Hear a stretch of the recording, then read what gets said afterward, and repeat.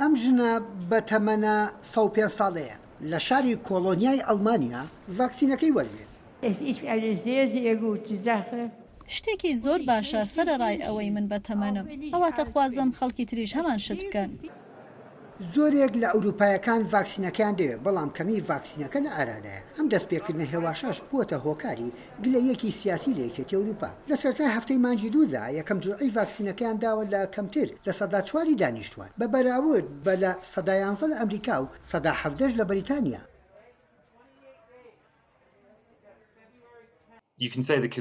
دەتوانین بڵین یەکێتی ئەوروپا خراپ ڕەفتاریان کرد لە گرێبەستکردن لەگەڵ کۆمپانیاکانی دەرماندا بە بەراورد بە ئەمریکا و بەریتانیا. دەیانزانی پرۆسەکە هێواش دەبێت و کاریگەری خراپی دەبێت. کێشەی تریش هەبوو کە پڕۆپاگەندە دەکرا بۆ هەندێک ڤاکسین لە کۆمپانیای جیاوازەوە.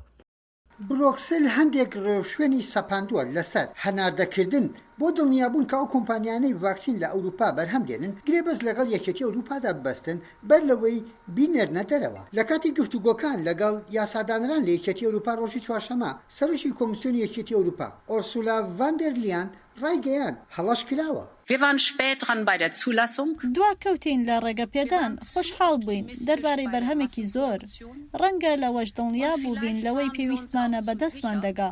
بەڵام ڤاندەرلاین بەرگریشی لە پلانەکەی یەکێتی ئەوروپا کرد.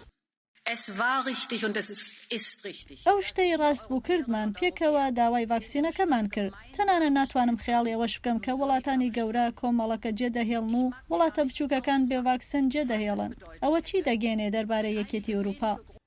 دەربارەی وڵاتە بچووکەکان یەکێتی ئەوروپا ئەو کڕینە بەکۆیی ڤاکسینەکە بۆ ئەوان سەرکەوتوو بوو.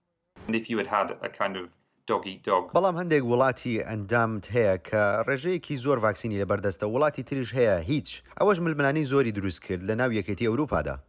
ڕەنگە ململانەکەیان تێپەڕاند بێت بەڵام ڕەخنەکان لە کۆمیسیۆن یەکێتی ئەوروپا لە بەرزبوونەوەدایە. ئەو هەڕەشەی یەکێتی ئەوروپا بەڕێگەکردن لە هەناردەکردنی ڤاکسینەکە ڕێگەیان نەدا ڤاکسین بگاتە ئێلەندای باکوور هەرزوو وەستێنرا کە بۆ هۆی ڕەخنەی لەندەن و دەبڵن. لەو نێوەندەشدا و لە قەیرانێکی تردا سەرۆکی سیاسەتی دەرەوە جۆزی بۆرێل ڕوبەڕووی ڕەخنەی توم بۆ بەهۆی گەشتەکەی بۆ مۆسکۆ لە کۆتایی هەفتەی ڕابردوودا بە پێچەوانەی ئامۆژگاری بەرپرسانی یەکێتی ئەوروپاوە. رووسیا سێ دیبلۆماتی ئەوروپایی دەرکرد هاوکات کابوریل لەگەڵ هاوتا رووسیەکەی سێرگێ لاڤرۆڤ کۆنگرەی ڕۆژنامەوانیان دەبەست. ئەو ڕێو شوێن گرتنە بەرەش لەسەر ئاستێکی فراوان والێک دەدرێتەوە هەوڵدانە بۆ شکاندنی یەکێتی ئەوروپا کە پشتگیری سەرۆکی ئۆپۆزسیۆن ئالێکسی ناڤالنی دەکات کە ئێستا لە زینداندایە. ئەم هەفتەیە بۆرە ڕەخنەی توندی لێگیرا کاتێک ڕوبەڕووی یاسادانەرانی ئەوروپا بووە.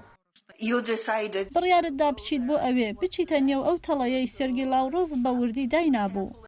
شیکەرەوان دەڵێن ئەو جیاوازیانەی نێوان یەکێتی ئەوروپا دەشێ بڕەوێتەوە ئەگەر بەرنامەی ڤاکسینەکردن لە ئەوروپا خێراتر بکرێت. بەڵام هەردووە کەوتنێکی تر دەبێتە هۆکاری زیانێکی بەردەوام لە یەکێتیەکە لە چاوی میلەتەکانیانەوە. یەحیا بەرزنجی دەنگی ئەمریکا.